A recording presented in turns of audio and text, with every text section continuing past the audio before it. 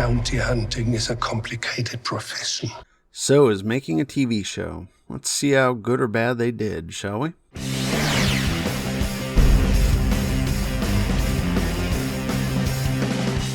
For those of you who are looking for a spoiler-free review, The Mandalorian looked good, visually. It recycled a lot of things from the original trilogy, especially The Empire Strikes Back, but mostly in an attempt to make a connection to the original trilogy. But it didn't really work for me. It felt out of place. The plot was very basic and ends on a cliffhanger. But unlike a Netflix show, where it ends and the next episode begins, the next episode won't drop for a few days. And for a streaming service, this has a really short runtime. The runtime of the pilot episode is only 39 minutes and 35 seconds long, which includes intros, logos, and the end credits. That's really short. If you're trying to figure out if you should buy Disney Plus to watch this show, I'd honestly say hold off. It was passable, but it didn't really grab me.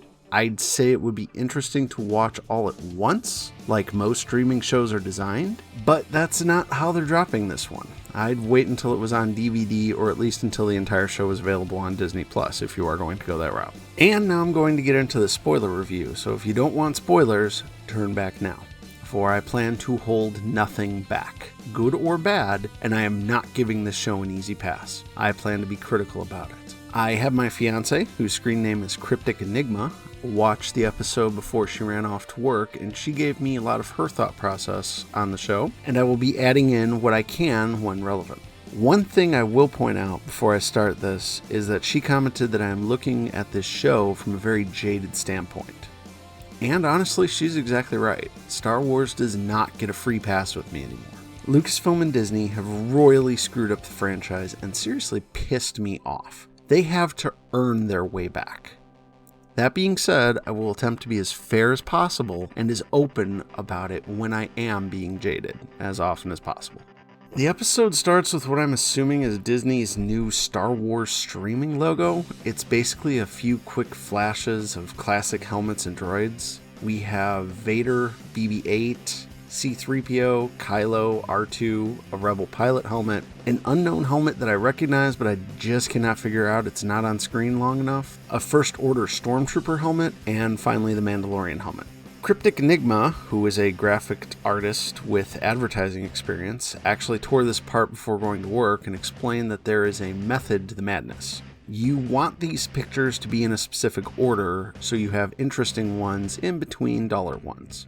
The first one is the most important, followed by the last one. Then the third one in the middle, the second and fourth are fillers, and the rest are just tacked on for length. So following that thought process, the rank would be, if they used this exact thought process, would be Vader was the most important, then R2, then 3PO, then BB-8, followed lastly by Kylo, and then dropping the Mandalorian at the end for connection since it was the show we were about to start. Honestly, I thought this was interesting. I don't know if this is going to be different for every show or if this is just the one that's for The Mandalorian. She did also comment that in her opinion, it was a terrible logo and hopes they redo it from scratch. Our show opens with a blue fish-looking alien being frisked down by a guy speaking what the subtitles said was Huttese. The blue character we will also call Mr. Exposition, because he is literally just there to set the stage for the show, in as rushed a way as possible. Even Cryptic agreed he didn't need to be there at all and was an irritating as hell character to watch. We get our first fight scene of the show, most of which was in the trailers for the show. The fight scene involves the Mandalorian beating up some guys in a bar, complete with the scene of the guy getting stuck in the Iris-style doorway. This actually cuts the guy in half, which felt a little odd, I'll admit, but not unexpected.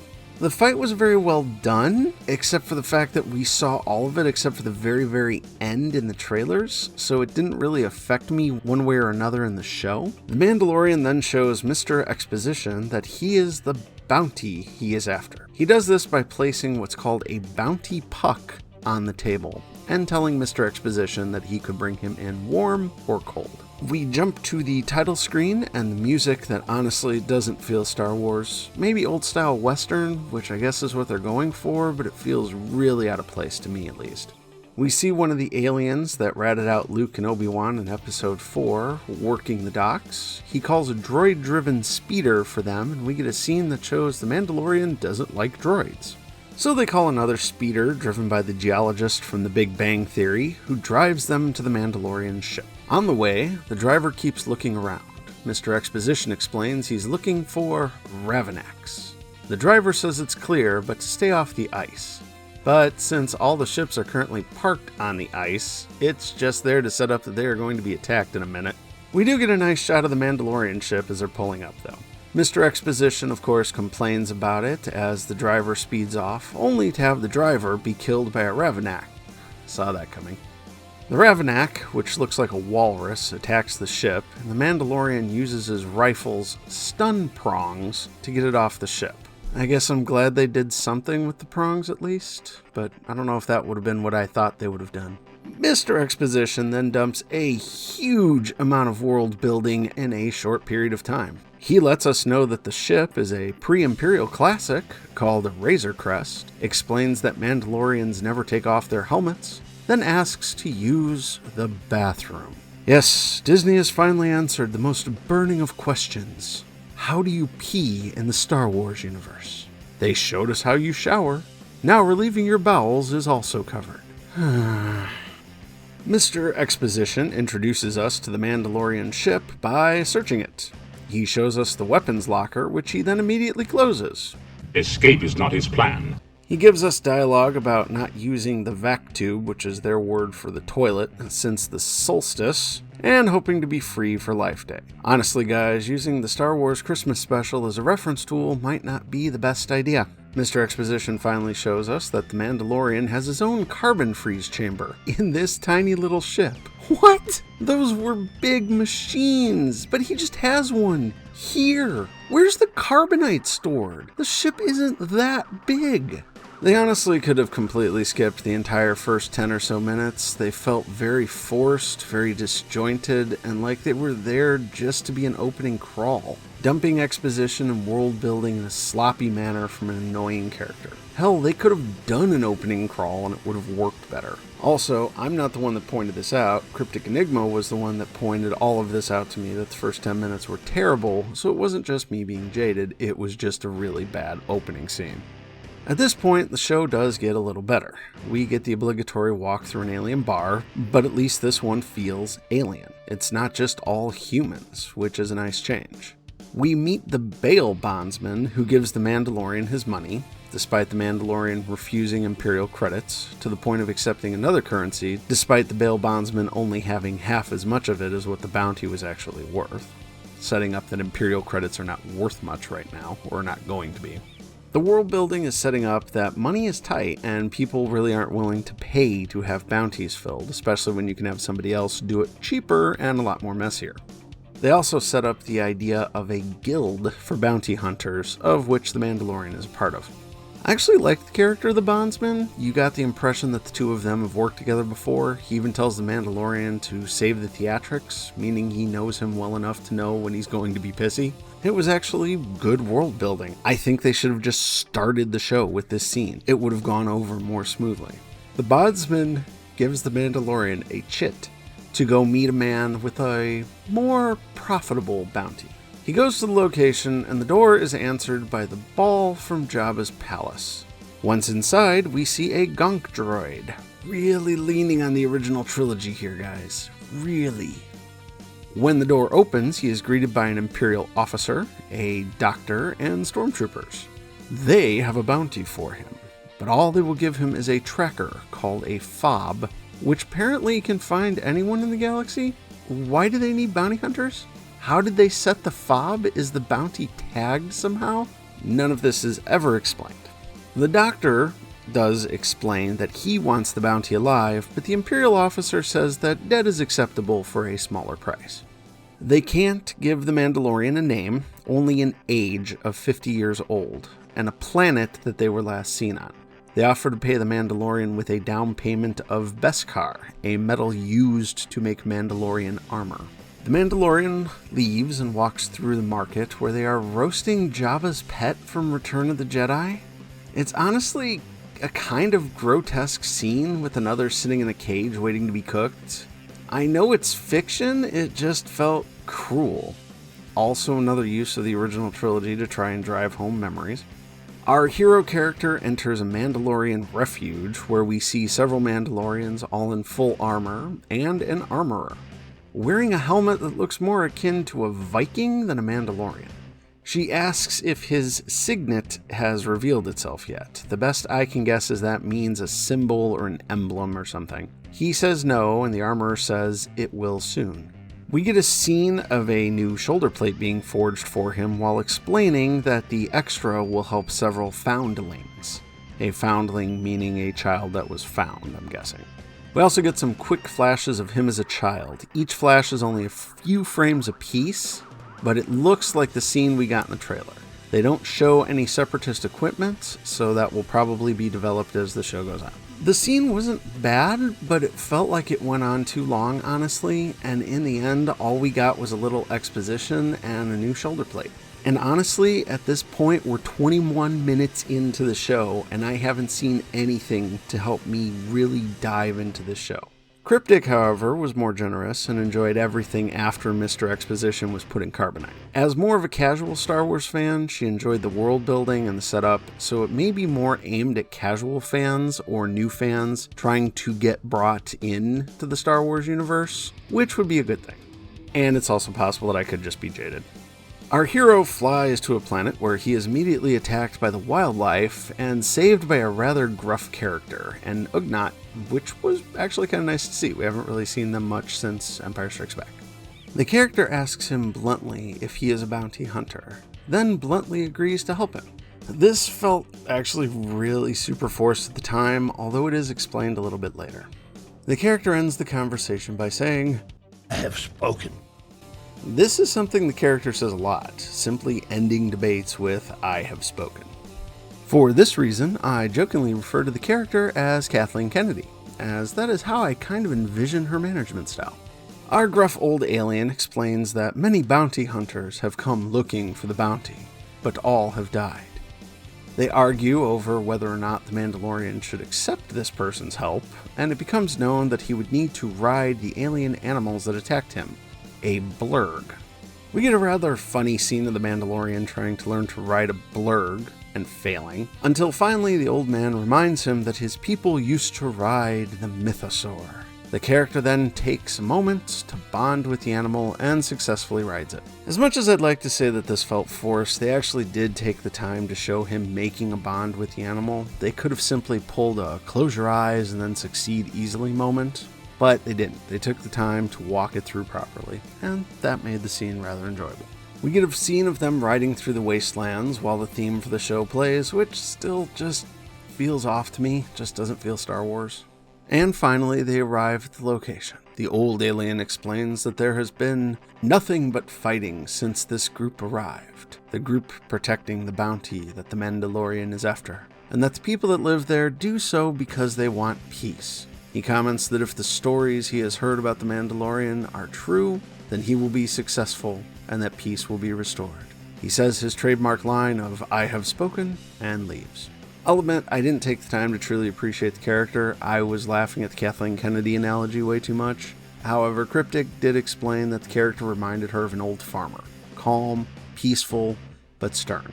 No time for bullshit, they call it like it is, then end the debate by simply saying, I have spoken, and then refusing to budge whatsoever. So from that perspective, I'll say they did a good job with the character. The puppetry, or CGI, or mix, I'm honestly not even sure, and that's impressive, that they did for this character was really well done. The mouth movements felt a little fake, but it is a TV show after all, so some leeway needs to be given. You can't have movie quality effects in everything you do. As the Mandalorian scouts the compound, we see a bounty hunter droid, an IG unit, approaching the compound. This leads to a rather long and extremely well done Old West style shootout. The droid and hero join forces to fight off the men in the compound, while the Mandalorian makes some quips about the droid. The running gag in the scene is every time they hit a bump in the road, the droid initiates his own self-destruct sequence.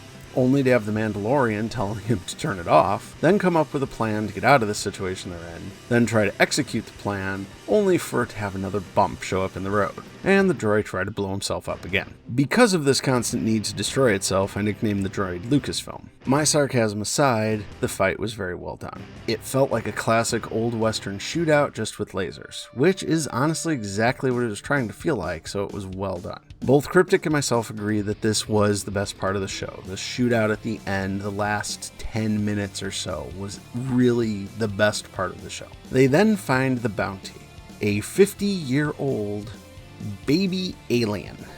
Literally a mini Yoda. Now, Cryptic and I had polar opposite reactions here. She squealed and said aw. I facepalmed hard enough to leave a mark. More on that in a second. The droid explains that not all species age the same and goes to kill the baby, only to have the Mandalorian kill the droid first. My issue with this is that this very much feels like an original trilogy plug to pull in older fans. I also have an issue with the thing being 50 and still looking like an infant. It would make no sense for a species to take that long to age. Granted, we haven't seen anything about Yoda's species, but this, to me anyways, feels like it's Lucasfilm just bumbling through the canon to try and make whatever connection they can. Cryptic didn't see it that way, however. She thought it was cute and pointed out that although it was small, so was Yoda. It could be a child or even a young adult at this point and still be very tiny. She also noticed it appeared to be wearing Jedi robes. I don't know if it's Jedi robes or if that's just what the clothing looks like, but I do agree they do appear to be almost like a Jedi robe. The episode ends with the Mandalorian holding out his finger to the baby and a small hand rising up to meet it. Cryptic thought this felt like a very good and natural point to do a cliffhanger ending. To me, this felt very abrupt, especially given how much filler was in this episode and how little substance was here. It was also, at this point, only at the 36-minute mark, making it a very, very short first episode for a show that is supposed to try and grab you to bring you in to sign up for a brand new streaming service. This was incredibly short.